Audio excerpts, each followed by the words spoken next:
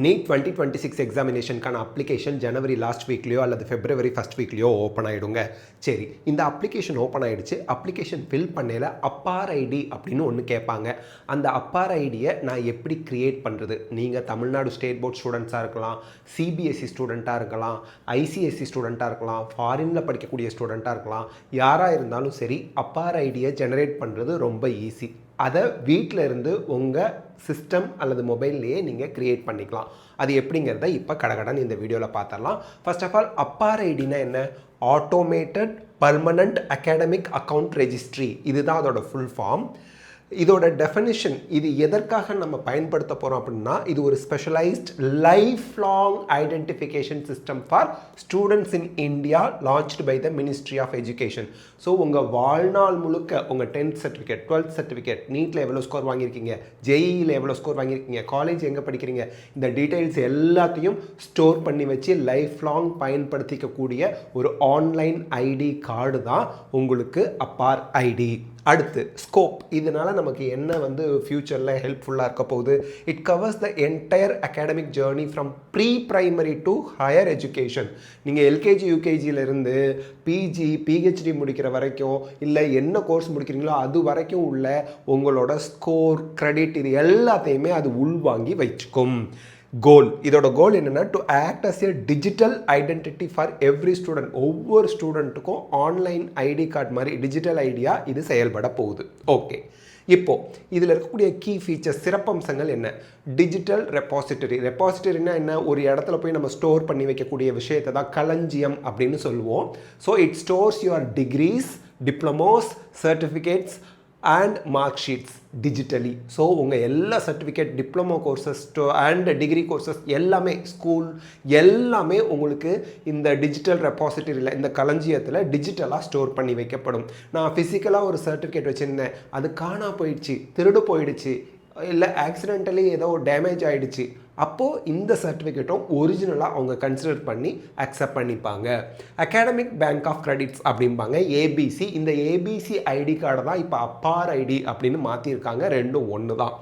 Linked directly to the ABC to track credit accumulation and transfers. So இந்த இடத்துல credit அக்குமுலேஷன்னா என்ன sir? New education policy படி நீங்கள் 10th ஸ்டாண்டர்ட்லேருந்து 11th ஸ்டாண்டர்டுக்கு promote பண்ணணும் அப்படின்னா, நியூ எஜுகேஷன் பாலிசி எப்போ அமலுக்கு வருதோ அப்போ கிரெடிட் சிஸ்டம் வந்துடும். 10th லெவலில் நீங்கள் இவ்வளோ கிரெடிட்ஸ் வாங்கியிருந்தால் மட்டும்தான் 11th போக முடியும். 12th லெவலில் இவ்வளோ கிரெடிட்ஸ் வாங்கியிருந்தால் தான் யூஜி கோர்ஸ் போக முடியும். யூஜியில் நீங்கள் எத்தனை கிரெடிட்ஸ் அக்குமுலேட் பண்ணால் தான் பிஜி போக முடியும். அப்போ அந்த கிரெடிட்ஸ் எல்லாம் அக்குமுலேட் பண்ணி அதை வெரிஃபை பண்ணுறதுக்கு ஹெல்ப்ஃபுல்லாக இருக்கும். அண்ட் ட்ரான்ஸ்ஃபர்ஸ், கிரெடிட் ட்ரான்ஸ்ஃபர் பண்ணுறதுக்கும் இது ஹெல்ப்ஃபுல்லாக இருக்கும். Life long validity. இந்த ஐடி ஒரு தடவை க்ரியேட் பண்ணிட்டீங்கன்னா வாழ்நாள் முழுக்க இந்த ஐடி வேலிடிட்டி செல்லும். இப்போ உங்களுக்கு ஒரு டவுட் வரும், இந்த ஐடியில் ஏதாவது மிஸ்டேக் பண்ணிட்டேன்னா? மிஸ்டேக் பண்ண வாய்ப்பு இல்லை. காரணம் என்னென்னா, உங்கள் ஆதார் ஐடியில் என்னெல்லாம் கொடுத்துருக்கீங்களோ அதை தான் இந்த ஐடி உள்வாங்கி உங்களுக்கு கொடுக்க போகுது. அதனால் எந்த ஒரு என்ட்ரியும் தப்பாக போக வாய்ப்பு இல்லை, பயப்பட வேண்டாம். யூனிஃபைடு சிஸ்டம் அப்படின்னு சொல்லுவாங்க.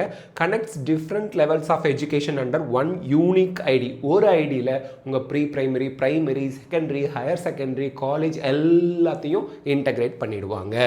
ஓகே, அடுத்து பெனிஃபிட்ஸ் ஃபார் ஸ்டூடெண்ட்ஸ். ஸ்டூடெண்ட்ஸ்க்கு இதனால் என்னென்ன நன்மைகள் இருக்குது? Seamless portability. போர்ட்டபிலிட்டினா என்ன?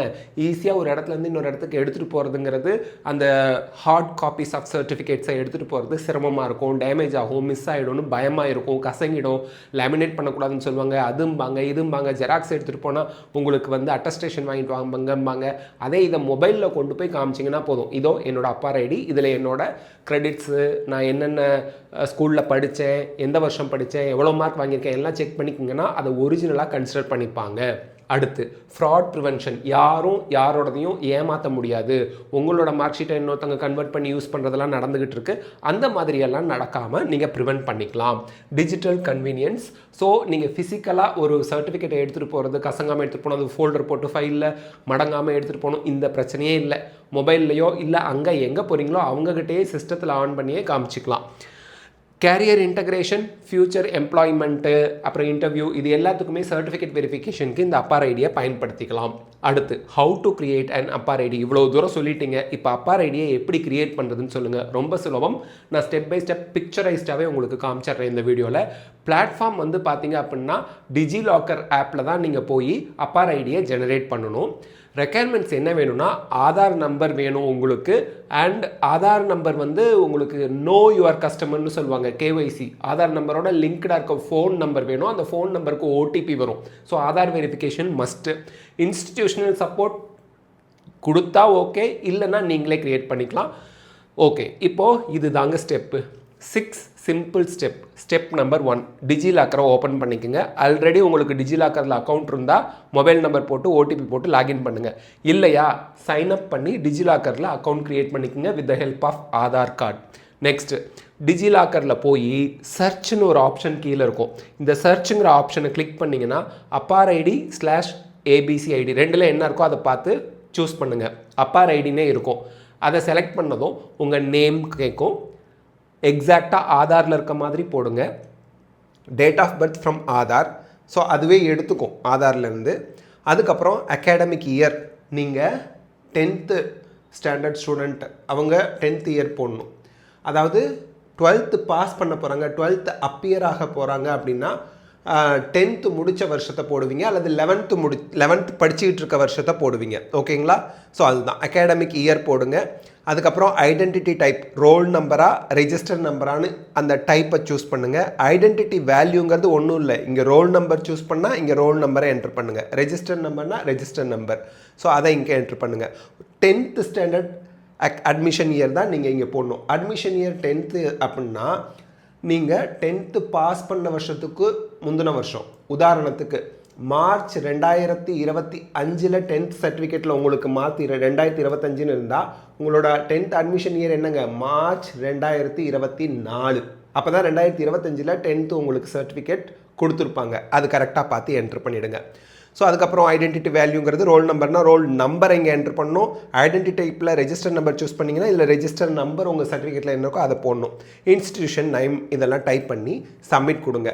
அதுக்கப்புறம் உங்கள் டாக்குமெண்ட் கெட் டாக்குமெண்ட் அப்படின்னு வரும். அதை கிளிக் பண்ணிங்கன்னா உங்கள் அப்பார் ஐடி கார்டு உங்களுக்கு இஷ்யூ பண்ணிடுவாங்க. இதை டவுன்லோட் பண்ணி நீங்கள் பிரிண்ட் அவுட் போட்டு வச்சுக்க வேண்டியதான். பிரிண்ட் அவுட் எடுத்தாலே ஒரிஜினல் தான்.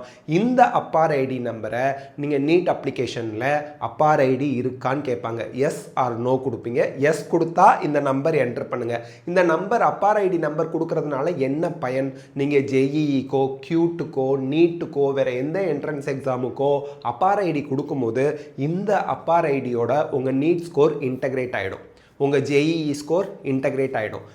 எனி டைம் எப்போ வேணால் ஃப்யூச்சரில் நீங்கள் இந்த அப்பார் ஐடியை போட்டு உங்கள் நீட் ஸ்கோர் கார்டை எடுத்துக்கலாம்.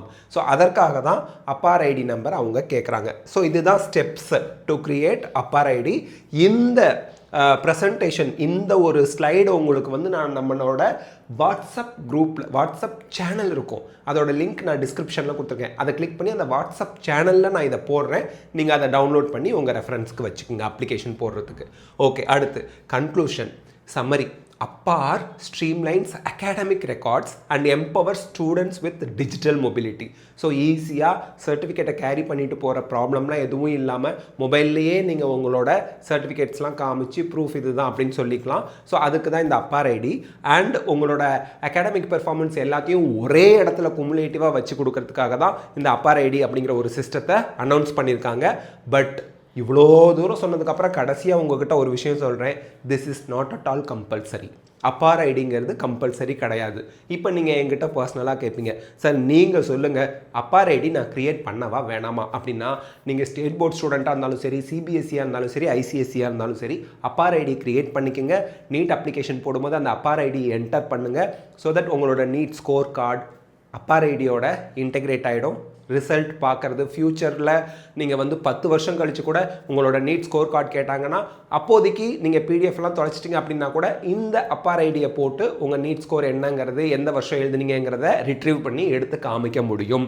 அதனால் அப்பார் ஐடி க்ரியேட் பண்ணிக்கோங்க அப்படிங்கிறது என்னோட personal advice. But still NEET 2026 எழுத போகிற ஸ்டூடெண்ட்ஸ்க்கு அப்பார் ஐடி கம்பல்சரி கிடையாது அப்படிங்கிறதையும் நான் கன்க்ளூஷனில் சொல்லிடுறேன். இந்த வீடியோ உங்களுக்கு ஹெல்ப்ஃபுல்லாக இருந்தால் லைக், ஷேர், கமெண்ட் பண்ணுங்கள். பயாலஜி சிம்பிளிஃபைட் தமிழ் சேனலுக்கு சப்ஸ்கிரைப் பண்ணுங்கள். வேறு ஏதாவது டவுட் இருந்தால் கமெண்ட் செக்ஷனில் சொல்லுங்கள். அதை பற்றின எக்ஸ்ப்ளனேஷன் வீடியோ சீக்கிரமே உங்களுக்கு நம்ம சேனலில் நான் அப்லோட் பண்ணுறேன். அண்ட் நீங்கள் நம்ம சேனலை மறக்காமல் சப்ஸ்கிரைப் பண்ணுங்கள். Because your support is our strength. Thank you.